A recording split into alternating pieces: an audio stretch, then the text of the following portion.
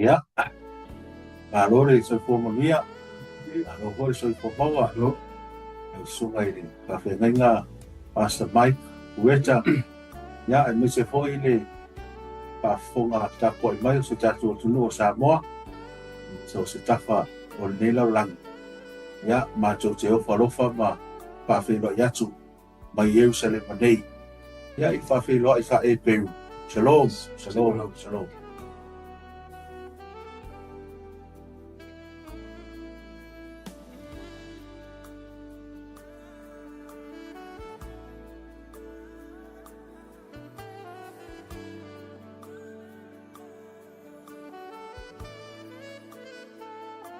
Ia pa sai o lo tu tam tau ia o lo ia ile sunga ia to le foa o lava sema tautia ia ia ho deo le tautia o misionai ia ai o Logan City Brisbane ia o lo na I mo fo I lau I lo ai community no Uncle Sam le lo si le fia va pe mai mo mai nisi o tato tu no I Brisbane ia lo rato lau si fia le o nei ia lo tu ma vale ia o le sunga ia seu falipua falongo seu falipua ia te paseu mai Logan City for I Brisbane ia o le sunga ia seu falipua mai la fio anga o Pangaloa ia e voli situ ia ma farse lai fanga ia ale fio mai fastina nei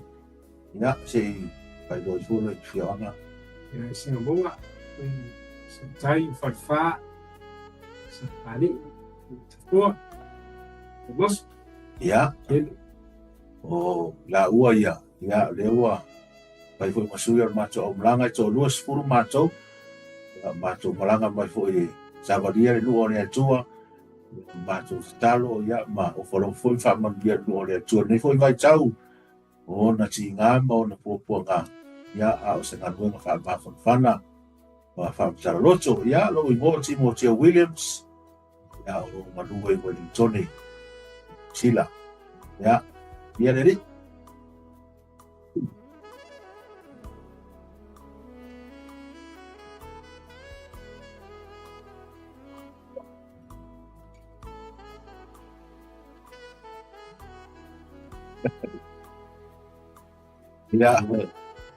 ia le pa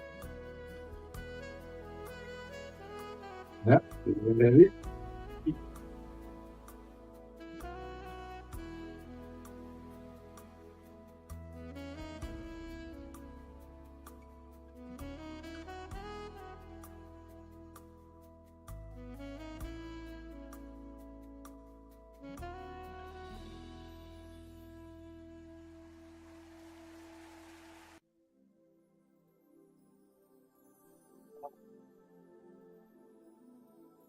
lo fa tai mai dai foi mo le no fa fe do ia foi la sunga e se foi ele au mai mo le que foi le tatu tenu ia o turanga o lo ia ai pa ia tu sai mo le fa sili ia o lo fa pena na mo pele fi de bu o le tenei o fa solo malanga le tatu o malanga nei ia o se vai nga vedela tele vela tau o ia tenei ia foi ese sengo tele o tausanga o fa pe ona malanga mai ai ia le tumu tangata fa pena ona lofi mai mo mau ia tulanga foi pe ona yele pa ia a pita o le nei vai tau ia wa tau denis talo pe lepto tele ni malanga o mai ia foi le vai ngai pa pena ona mo mau nai ia le ne foi tunu male mole bawina le tala le lei e pe ona folo flaina le no pa ia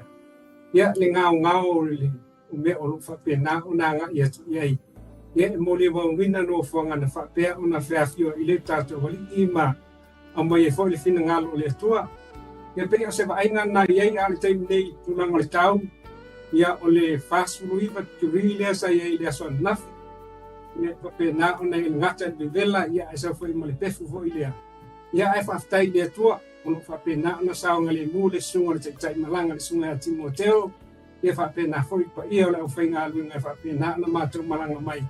Ia male manu le au whainga malanga i le sinfia mai.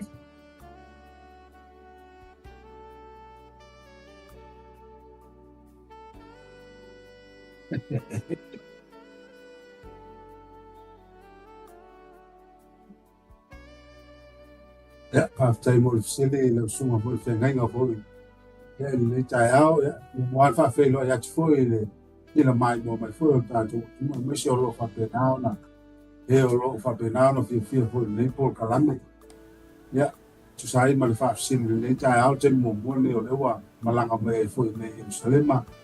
Telefo ya tendi mana ya su sa he nai mo le tinga fi o mai fo ni po ya alewa tau mai ma si fo le no polo floina pe no ba una ai le tua dramo ya mi se foi o sa como ya coco mai tu ai es fumo le luo i so vai ya le wa sia no fa pe na ona anga i foi no fanga ma fa mtale na foi na to lo na si la fia nei no fa ya ele mo na le fia ma fa tai de tu ya le wa fa te mo ina fa nga malanga ma o mai foi nei ko ia ma sia ya na mo na o de roto ma fia mo no foi file mo le tua te mi mua fa tau nu mai ai malai va lele i Tel Aviv ya wa savali tono no malangona al fia ni loto fa tai foi le tua no fa tau ina fa nga malanga i tu sai malau fa sili ya o le wa te mi le o le o mai ai ni no ia ya na fa tai ma lo fa tai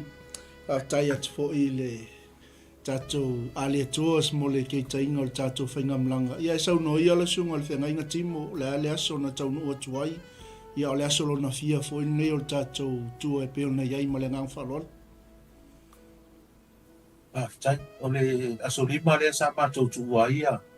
New Zealand ma Australia, ia me se fo ia le au na sa malanga mai sa moa.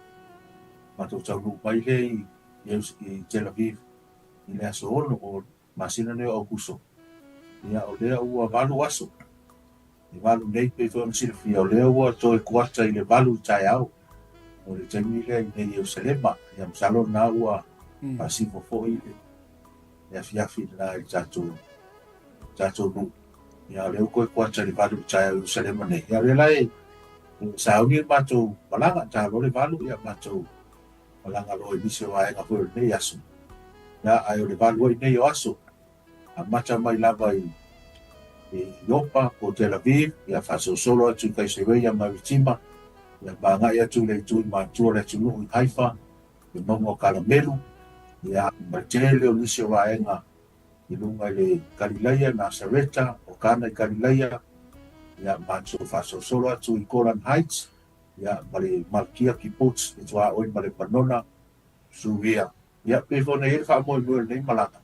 e le ngata o le asia o le nua le atua a mātou te o mai e tatalo ia mana tua matu watu pea le nua o le atua ia mātou tu whaatasi wai pe foi o le maua i sauruanga fo i awona nei na e le whaimofia aso le ua iai le nua o le ali tau le nisi le nua ia ai pea o na iai a fio ngā le atua a o na ti ngā mamafatia ia Jerusalema ia ua wala au le fio ngā le ali tātou te whaamtala loto ma fana le lai to te sila mai ia o isi ia toa ia o mai te mi taua ia o le manatu i tu langa pe ona ia fe vai inga o malo ia le o mate o mai ia tai lo le sila fo ia le fio ma fasina mare te le ngai lu bue ia o le pe i to afi mali ia le no ia se me o nga se le no ia o lo fa wa nga wenga ia ma fe i tangata ia ma pe na ona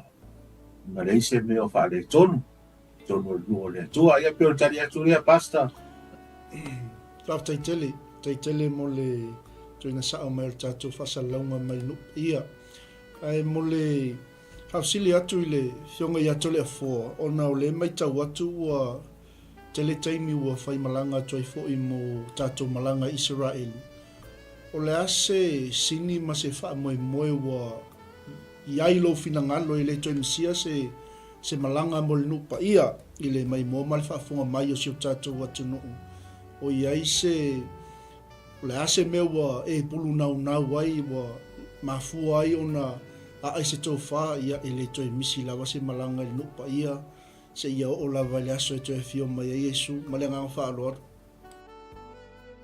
Ya. After Mike mo le fesibi. Ya, tulang fo i pēna iei le patatau ina mai tatau nu mai fo i tono nupa ia. Ya, o tulanga i pēna iei fo i lea le teimi whatao o mai iei, ya, ma wawa i fo i mata. Lap sau nu vai teimi le amtang. Santi ta whao. I ta, ya, wa, e se fo i langona na o mai iei, o mai, e se arma maru le nu.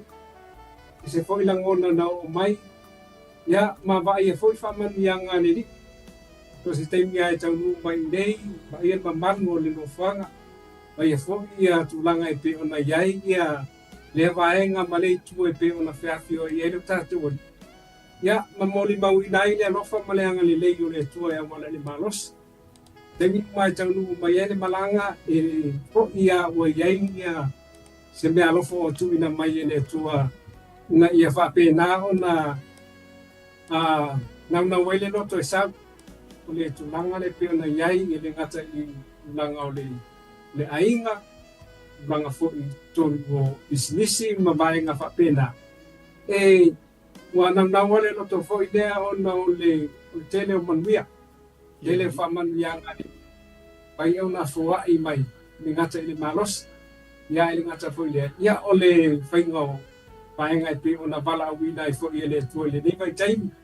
O tulanga o pe ona iai ia whimaranga inga ma vaenga whapea. Ia pei voile o se nainga voile po tuto i tono le loto. Ti ngari tangu tā ia te loa ia o se vaenga le leile whai ai ona whai sao mo le numo le tua. Whai ona asia si mai. Pei foi ona whai ona sosoani nisi o lo whapena ona fia mo sosoani. Pei se foi ia nisi foi o lo whapena ona iei ia mo te foi mawhali nei. Ono mana o mi e sosoani e awala i so se vaenga o le support. Ia matulanga e peo na iei. O vaenga umala ia. Ia wa tuto e se whak foi lea i wanangna wele loto e sau. Wa e tatonu. E lea ia masehi.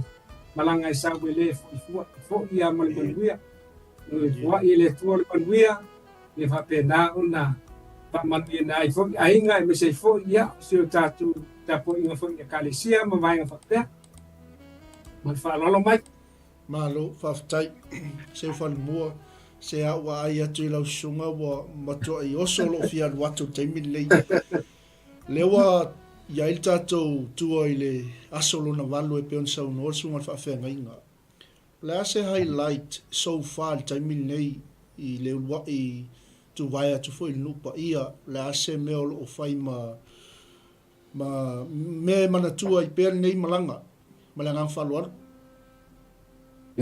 Whaftai mo whafsili lau sunga whangai. Na pei au na sauno atu fo le sunga te langa nei a Pastor Timo Williams. Ia ma whailo atu uma vainga uma na whapenau na anga iei na nei whai ngā malanga I tonu fo nupa ia. O au iei tonu le whai ngā malanga masia fo I ma whamtala fo I le sunga fo I le whenga nei vainga uma. O te nofo matao whai se upu whapea. So it's for the no fang and a loy manual. Back to the blaze. You see the honor.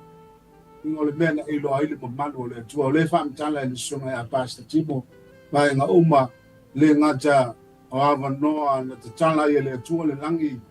I pie long on the mama. You buying it now, lay town like ye, Chilo, Limalanga. Mo fa buina joy fo I le mea I lo ai mamano le tu so tawol na mo au I le joy fo ya tu ngolo ngalo ai fo le nga le tu I la no cha nga sunga I fenga nga ya me se fo e kalesio lo ngalo e ya joy fa fo I le mea I lo ai le mamano le tu ma ngalo ai ma fa I lo le mamano le tu pe le winga na se fang talanga ma tilo joy ma in the nei malanga lo ya I tono le no pa ya Yo te wha ua uia I se sini au tū whapea toi fo I le mea na I lo ai le mamano le. Toi se osol nā whapea nāo na toi fo I atu fo I le mea lo o ngā lulu ai. Ia le nau ta inga. ia whapenao na whailo bea le mamalu o le tua ma whailoa le finangalo o le tua ia o le iei fo i tono le no ia a tele tupe be ona e sau no e fia malanga mai no se sau se e asia le no ia e se foi fa ngona foi le meolo no foi ma mangalu ia e se foi fa ngona le wa anga mai foi tono ma sia no o le tua ia e se foi le ngona wa mai foi ma wa pe yo sota inga le no nei ana pape mo so ta visa po ya so ta no fuma ne ya ta John ta le to fe no ya pe o ta le ma nga fa balo au fa longo atul ma lo si me lo si fonga se fole mua wa ai au mai se no fonga si site mai yaso ye valu talon tau atul malanga o la se no fonga lo matai tu pe la sunga lo fai ma ai laito ne finga malanga alo pa tai la teleano foanga na pa pena na sia ma fam tale no fo e bir no foanga le ana le tau na ya la ba foi ma le la tilo foi le dai mal macho foi ngam lang ole no foanga le ana ta oto ya ko polo no malanga tai mo ya lusa ya va jemia na lo ai e ya ko polo falinga le no na mai le fa me wa no le langi ai vai ai da fa io lo tu ona vai de lo langi ai lo nei u le lang lo fa fio ai ange lo i foi le fa le ya pe o nana tau na ai bi ma fo anga na tupu ai se ngona ma ai se manatu ma se au tu foi i lau nei foi fa nga malanga to foi le mena i lo ai le manual le tu ya pe o se vai nga na no fanga sa ma to masia ia whaamtala fo le sunga fo le taitai milanga nei le sunga ya basta timo ia ma whairo uma maenga ia peo nale na taunga ia ile tilo ma va ia juai to fo le mea nei lo ai le mamalo le to ia peo nase whaamtalanga nei tai au tu sai ma le whaafsiri malo whaftai pe te lewa ai ani ai ni a ngelu i nā i le aina o lusa a seu whanmua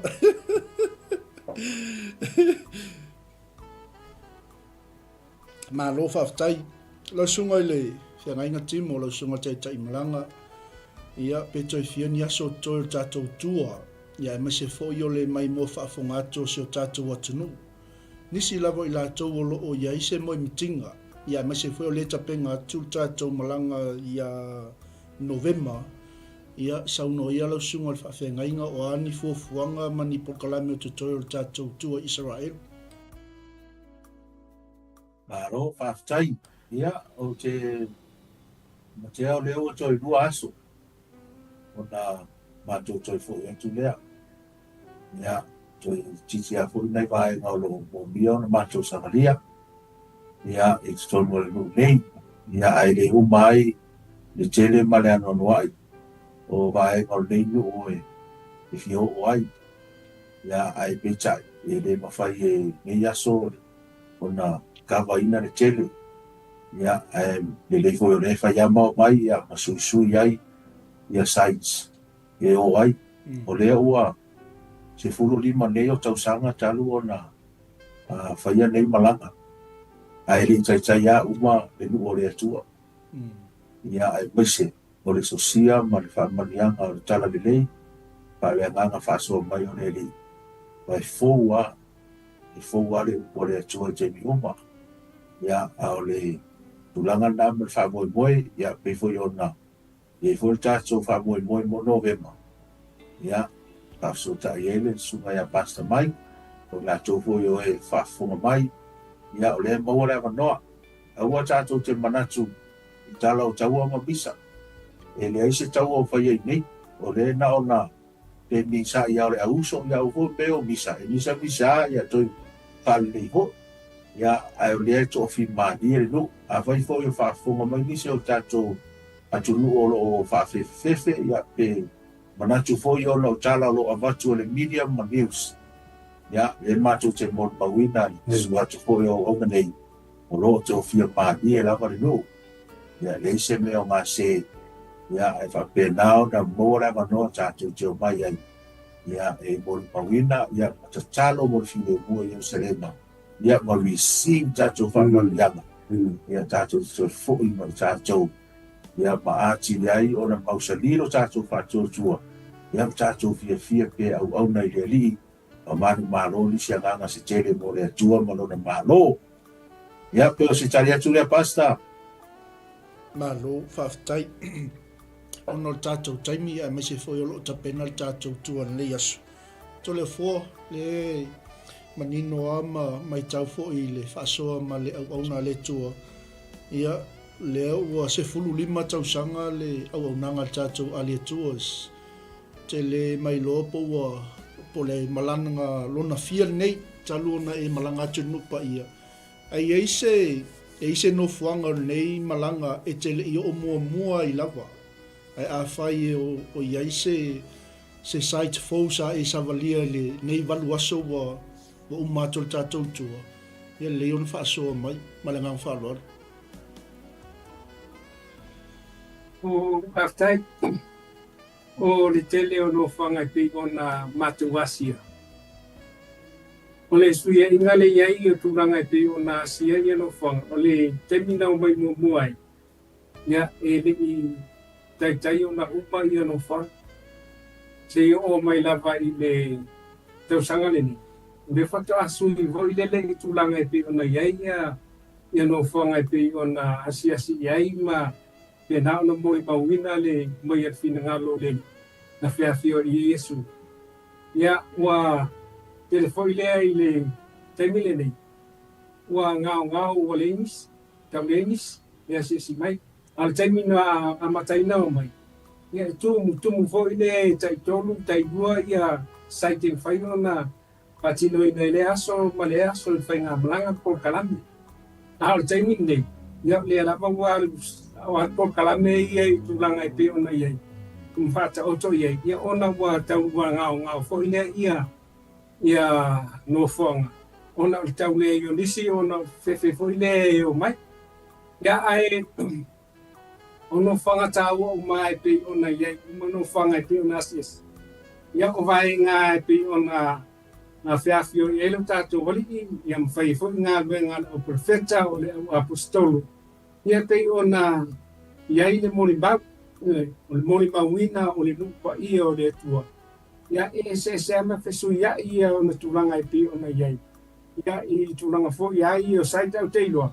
E le tai ia o na umai pe o na tā ua e le sunga tai. Ia le tele a o no whanga i sa wale malanga ia ma ona fo i suinga i pi o na iai. Ia o lo tu ma wale mamalu ma le pa ia o le no whanga i whapena o na tāthio e elo tātua li whaola na maiti. Malo whaftai. La sunga le whianga inga timo o mawastau so ta inga ma le tātou fita. Ia po nisi fo i o tama whanau si o tātou atu no o au maunu pa ia, ma le ngang whalor.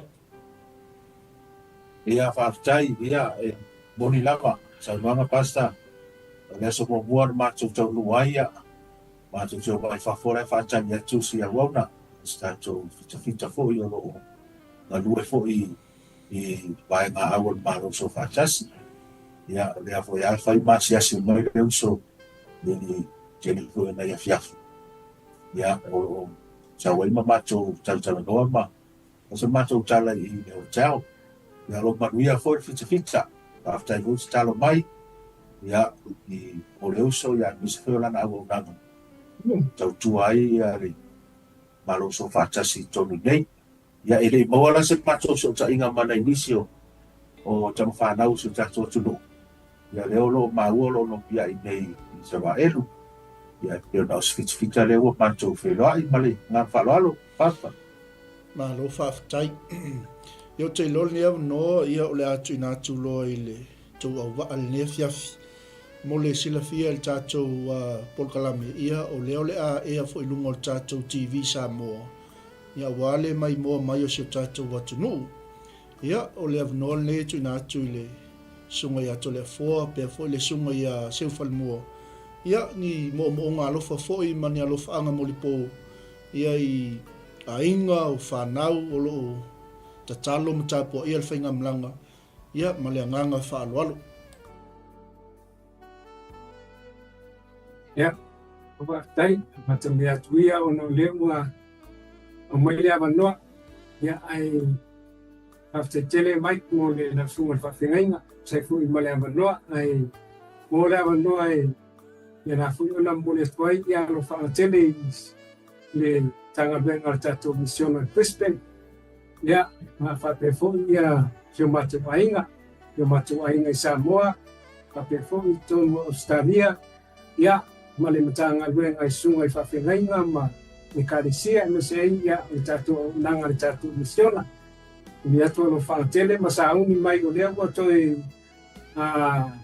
no ngatu le se tato malanga mo November pe atar whengai ia ni tato to whendoa ina ele male me alofa male anga le rei o le li ia e manu e tele me yaso o lau sunga whawhengainga mai o fitele atu mo lau sunga e fōi lea o mai mua le tato aturu ia me seri tapo inga Samoa atoa na ona muli atu lo whaatele ia whaafitai mo lea kanoa ia ono leo uma na sauna atu tole foa ma moli foi na lo fanga ia pe na foi moli atu foi na lo fanga foi ma to ainga foi o Australia Brisbane ia me se foi to fafile ia o ia mala to fanau ia moli to ia lo fanga me se sunga foi fafenga ma le kalesia foi o lo ngalo ia sunga ya Pastor William ia moli fa to ia esta ia moli to ia lo fanga ia me se foi so ma to ainga i Samoa ia uso mo to fafile ia mo le toia lo faanga ia familia le tua ia anga le fule tua le sunga Pastor Mike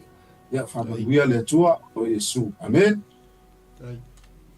ia malo fa ftai o le macho o malanga Pastor Mike ia macho o malanga mai Wellington o le fionga ia mta afa le tele lina le fionga ia pro chai vao faritanga loa ia o le macho o malanga mai i Brisbane ia le fionga ia tole a fonei ma le nga ia palongo ia me se hol sunga le apostolo ia Ferretti o se au mal fertua ia Ramuta ia o le sunga le tai misiona ia misa mal fertua ia Soo ia o te maitai e Josephine lai fainga ia me se foi le sunga ia Ape ma sona tali o Felice Moro ia o le sunga ia Sapoe mal fertua ia Lila Pauiva ia ma le tamama tua ia Wiki a Kaio ia mato o malanga mai Melbourne o le sunga whawhenga ia Turitoa reo pena ia ma le sunga whawhenga ia tafuna i tofa ma wharitua ia Olita ia le malanga na mai Melbourne ia ai tasi ia le sui mai so tato tunu Samoa sa malanga mai ia o le whionga ia Taifu sa laku asalele ma le whionga o whala tai ia le malanga sao mea i Samoa ia mato wheroa i mato malanga mai udoa ia ni te ua nisi siwa pau watu ia al mato o malanga na to anua sifuru mato ia le ua mato o mai ia oro whaanga mo i po so mato ainga ia so to ruam se o whanau ia e mese so mato e kāresia po rua ia mese po i matua o whaafunga mai ia so mato e kāresia o Menora Prayer Mountain ia alo whaanga fo i muso tātua tunu sa mua lo whaafunga mai whaafutai tāpua i whaafutai se talo mai ia o lo maru pui a fo i mato o na o tō tātu sanga ia alo whaanga fo i mora sunga Pastor Mike ma le au nanga o le Global MTV ia ia le li whaafutai mo le au nanga ia o fai fo i mana leo ia e mo tō so ta inga mai lupa ia nei ia e longo pui li fo i manu tātu tunu ia e mese a inga ma uo ma au me mai manuia tele ia wha moe moe ia i le ne yasu ia ono Yesu amen amen mo le atu le whaafitai tele lau sunga le whawhengainga Timoteo ia whapea fo i lau au waa le fiafi le sunga ia tole a foa pea fo le sunga ia seifalmua whaafitai tele mo le whaamnoina o tau taimi manatu ia o le a maua se atoanga o tātou whainga malanga ia pea to ai tau no mai fo i whanua ma maua to ai se update o le tātou malanga ai mo moli te le atu whaafitai ia i Aotearoa mo le whaamnoina o tau taimi ia o le tātou malanga i November ia msalo se i tau no mai le sunga le whawhiangainga ia ona whaamautu lea mo le mai mo whaafonga mai si o tātou atunu ia tunu e mau whaapea si o tātou atunu pele o Samoa ai mo le teim nei soifua mai Emanuia. Tō vāse fas. Ia, whaftaitele lava i le sunga le whawhengainga ia timo ma le au waafo i nea fiafi. Ia e tusa ai ma le whaamnoaina whoro lātou taimi. Lea ua maua mai tātou update mai le nupa ia po Israel. Ia lea au mai le tala fiafia ia o se tala e whapena o na maua ai le file mu, maua ai le nofo le lei o tātou tangata kerisiano. Ia lea o tātou mo le mawina o lo iai lava le file mu o le atua i lunga o lona nuu. Ia whai ua tuai ma le tautua ma le au nanga le tātou Global Kingdom TV nei vaenga o le fiafi mai a tau nei o lautou au auna atu mo o e Samoa o te alofa tele atu soifua ma ia manuia.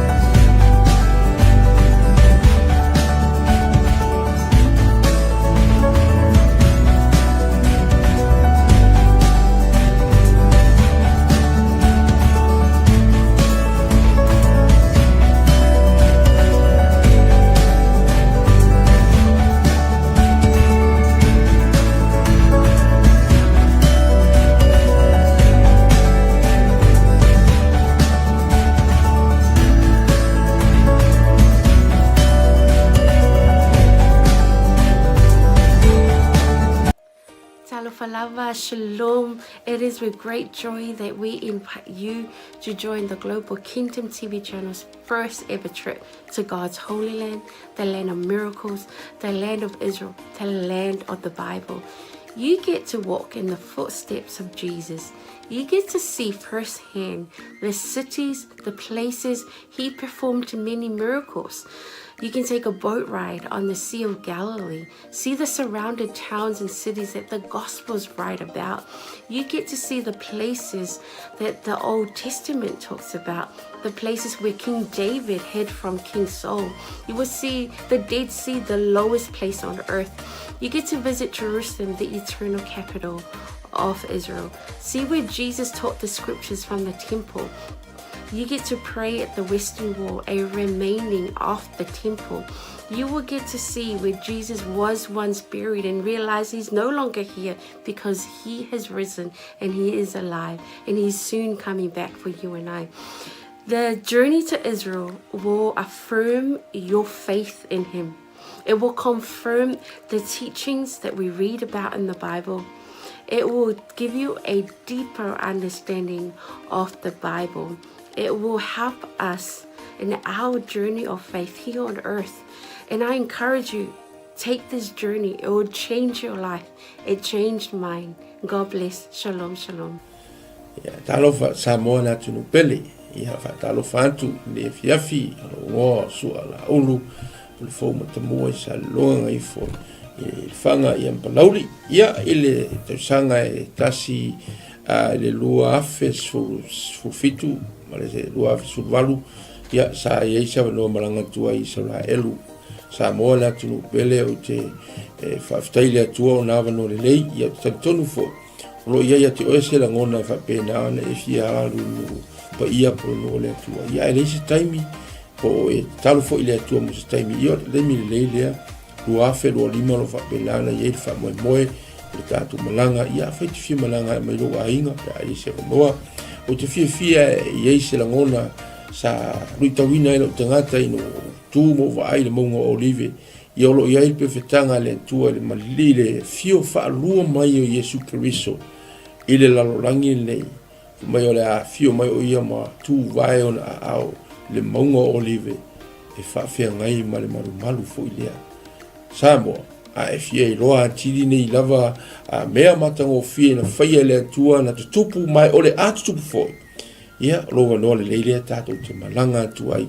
ia Israelu awane ingalo ia te oe whamnianga le atua ia o lo tātia i o tā lima ia o tā ua lavalo ia i fuafuanga whafsotai purenga le tātou Global Kingdom TV ia mapuki e loso o vanoa awane ingalo o se fianga telefo ilo nei tangata o na ele tasi se saito lo fa pena o na tala no matus pa ia o tausanga umalawa e aloi malanga lo whailoa mai e au la tau o le fa pena archaeologists o na maua lewa enga ma lewa enga o le mea na fia ile nganga ma misia i nu pa ia Samoa ta pena le lua afe lua lima o ina te lo polo to e tūl maunga olive ia e fio mai lo mai Yesu kusanga ia lo fungia le tua fa ma ia fuafuanga ma plan mai le nei taimi se ia o atu le fa moe moe ona o Yesu.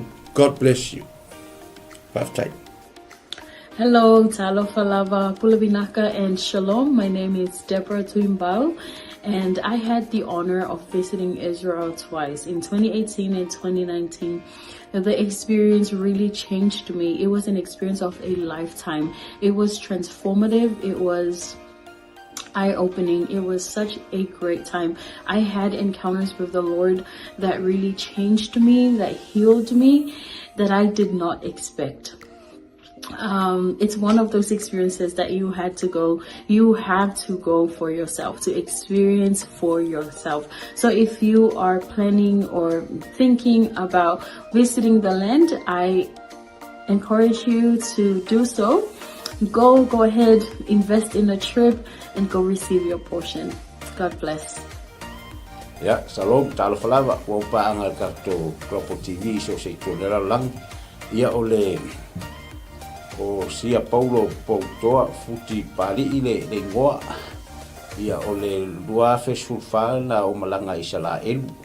Ia e se tau so ole atua ia o se mesa famoni na ia ole te la mea le lei uma ai o se o lungo le mango filo ingale na tatalo ai Yesu Keriso ai tu mai ia dia ma mo se desi tu ngango la ngonga ai se va ngango la ngonga ile nganga pa yo le tu ia e awalo fa singo manga fo ima ile o mai male fa ngai ngele tu nganga luenga ai o e lo sila mai mo mai tu la ia o te le sa un le simalanga le tato Global TV ta sang fo ia fio mai tala mai au ta wa yo lo so te o le tua fa yo lo talo le tua ai mana ia fo o e te soli fo i au le tua sa fe malanga lo ia ke te to ne mo finish fa monang ia fio mai tala mai au fa fo Yesu Keriso.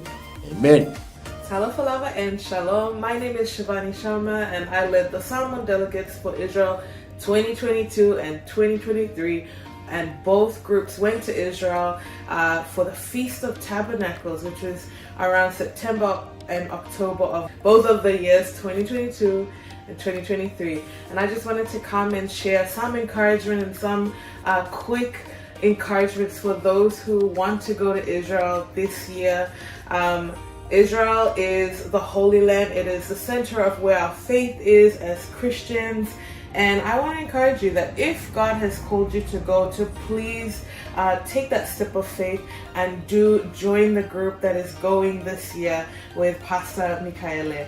And I want to assure you that going to Israel is a trip of faith. You may not have all the money in the bank, but if God has called you, I believe that the Lord will open the door and make the way for you to go and receive whatever He has for you in Israel. And I'll just share that being in Jerusalem, the city of our faith, the city where the center of where everything happened in the Bible, it's an amazing experience, and there's nothing quite like it. And I can say going to Jerusalem twice, 2 years in a row, it did have an impact on me, and I encountered God in a new and fresh way in Jerusalem. And I also want to let you know, one of my favorite places in Israel to go is the Sea of Galilee. And we know from scripture that the Sea of Galilee was where Jesus did many miracles and ministered during his time here on earth. And it's one of the most peaceful and beautiful places. So I do encourage you, if you do get the chance to go and see the Sea of Galilee, where the Bible comes to life. So if you want to have a fresh encounter, even with the Word, when you read the Word, it is so different when you've gone and seen those places where Jesus walked, where Jesus ministered, and even the places where our Lord died and rose again. So that's my encouragement for all. If you want to go to Israel, I believe this is one of those opportunities for you. So please take a step of faith and get ready for the portion that God has for you. In Jesus' name. Ya, whatalo whaatu pa ia malu Samoa, ia olo wingoa o Ioelu maninoa. Ile tausanga e lua afes fuluvalu. Ia o tausanga le na tatala i ele li isa manoa o te malanga atua i Saraelu. Ia o se na whaatu puina lava le fia ma le ori. Ona talitonu e se foli whaitau le fia o ngā le atua. Ia e se foli vainga ina uahalu ma vai matu lau ele. Ia tele lava ni lui tau na o mai. Ia ai pei lava o le na o vai ai le vai tafe o Yoritana. Ia o le vai lea sa baptiso ina ai Yesu. Ia o lea sa whaatino ai la mātou baptisonga. Tō tele i mātou 5 fa i mātou sa whaien mātou baptisonga i sunga foi whawhengai ngā peo na mātou iai. Ia la ngona lava le mamalu o le atua sa whai foi le viinga, ma whai pesenga, ma whai le tautalonga. Ia ona o le anganga whaaftai i le atua, le iawa noa tala mai e le atua, ia a whai o iaise mo i mitinga, ia te oe te fia malanga le nupa ia, ia o lo wawa noa le lei lea ua saunia le Global Kingdom TV, ia le awa noa, ia e whai malanga atu ai. O no le swafo Yesu. Amen. Talofa lava, o lo wingoa o e seta wapsuanga whaumui. Whaftai le atua mo le nei amanoa o maua e mawhai ai ona o whaasoa atu i atu oe. Pe a whai o i atu oe se langona e te fia asia le no upa ia o le atua. Le nei a fiafi o te fia whaasoa i atu oe. O se filifilinga tonu, ma le ame o tonu. I lo wo atu iai, o le a e loa ai, pei ona o wo iai, e te langona le iai o le atua i mea uma. Lea na o whaapea i fo ai lo uloto, le i tioa a moli mau le fionga pa ia le atua, na o si fea ngainga ma le nuu o Israel. Va ai iai le manuia i so se mea, lau ele o la autoto o mea uma, manuia ia o le atua o lo talia Israel. A whaila o ia te oe se nau ta inga e te fiasia, e maua lou a wanoa, tātou te toe malanga whaatasi ai ma oe, pe a whai e te fia malanga, e le nei malanga o lo o tāpena nei, ia ona o le swafo Yesu, amene, ma amene.